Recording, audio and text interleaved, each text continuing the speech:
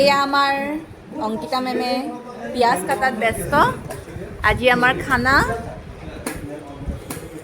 কি খানা হ'ব এইটো আমাৰ আজি? আজি আমাৰ এইটো বাৰ মিছালি। আজি আমাৰ মিক্স চানা, মুড়ি, তাৰপিছত এইবিলাক চব আৰু পেকেট মিমি চিমি, তাৰপিছত কুৰকুৰে চব একদম আৰু গাখীৰ চাহ আহিব। এইখিনি আমাৰ আজি খানা। তাৰপিছত এই বাকীবোৰে এনেকৈ আৰু কাম কৰি আছে। আমাৰ অংকিতাই ওচৰৰ অংকিতাজনী হাঁহি আছে। তাৰপিছত ৰাজশ্ৰী মেমে কাম, লিপিকা মেম কাম, প্ৰিয়াটো ক'বই নোৱাৰে কামত সোমাই আছে। সেইফালে ডিম্পি কাম কৰি আছে। এইফালে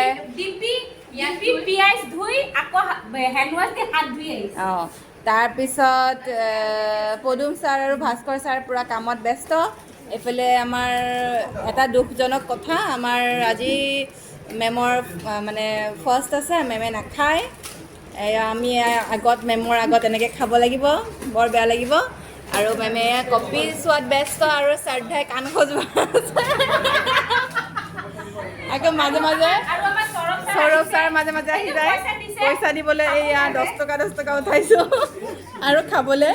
তাৰপিছত মোকো এবাৰ দেখাই দিয়া।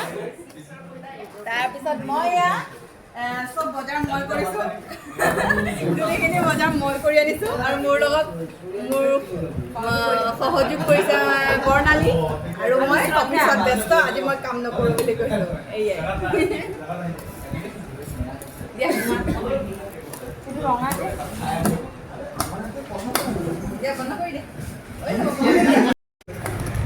এয়া আমাৰ নতুন ষ্টাইল পিঁয়াজ কটা।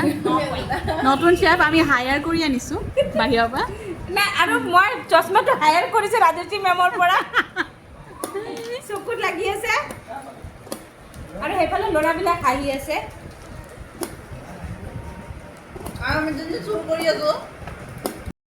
আৰু বেছি কেমিকেল হৈছে বুটটোৰ কাৰণে। নহয় অ' মেম, এই পিঁয়াজ দিয়াৰ কাৰণে। বুটটো মাত্ৰহে দিছে। মুড়িটো সেনেকা আৰু চিন্তা হৈ